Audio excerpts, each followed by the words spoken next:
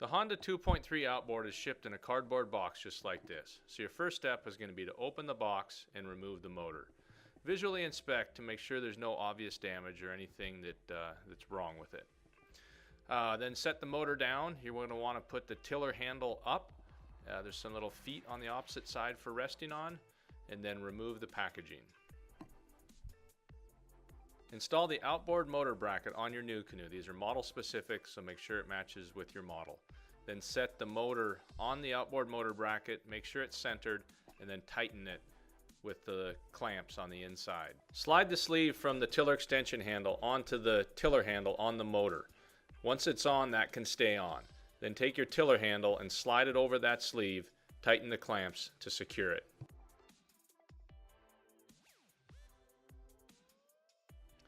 The kill switch is a little red button located next to the red stop sticker. Connect the kill switch cord to allow the motor to run. Pull out the kill switch to stop the motor. The throttle is controlled via the tiller extension handle, rotating it to go from slow to fast. It also has a little knob on the side that will control the tension. So if you'd like the motor to be able to remain with the throttle on while operating it, tighten that up so there's more tension on that throttle control. The pull cord is on the top of the motor. Pull that when you're ready to start. This is the steering tension knob. Tighten that up to make the motor more difficult to turn, or loosen it for the opposite. And this controls the tilt on the prop shaft. This pull cord allows you to retract the cover off the motor. And there's where the oil goes, and that little window that you see right beneath that is for the oil level indicator.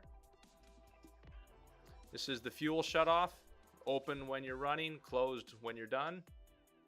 This is how the motor retracts, just kind of kicks up, and then this lever is how you release the motor to go back down. This is the choke, which you'll pull out when it's cold. And the gas cap, and on the gas cap is your gas cap vent that can be open when you're running, closed when not using the motor. Underneath you have a spare cotter pin, and that is used for the prop, so if that breaks you have a replacement with you. This is the prop shaft, and then down there's your prop, and you can see the pin that's in there. Then finally we have the gear oil to fill right there. First thing we're going to do is add oil, so remove the cover and then remove the oil fill cap. And then add the proper oil using a funnel. When you're doing this, you want to add a little bit of oil, then let it settle. Add a little bit, let it settle. And then you look through the indicator window to see just how much oil is in there. You want it to be half full. Not if it's overfilled, the motor won't run properly and it could leak. If it's underfilled, the motor won't run properly. So you want your oil to be right in the middle of that indicator window. Next is to add gas. So remove the gas cap and fill it up with unleaded gasoline. The capacity is 0.24 gallons. We're going to switch the fuel shutoff from shut to open, and on the gas cap rotate that knob from off to on.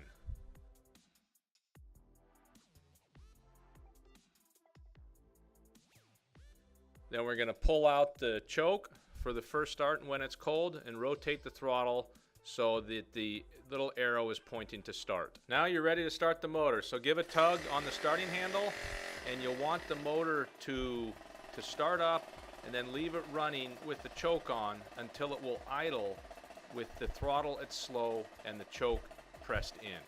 Then your motor is ready for operation. To turn off the motor, simply pull the kill switch.